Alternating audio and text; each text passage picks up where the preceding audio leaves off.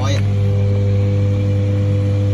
mày đó là bên này còn miền mũ này nó có ốc chứ không được bạn ok con nó còn nữa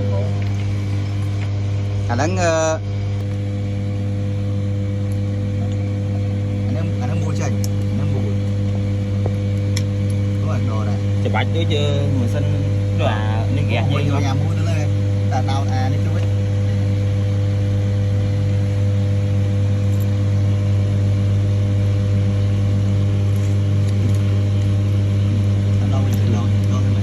đó chụp bạch gì chơi đó đôi à ghét dương nhớ á tay ghét dương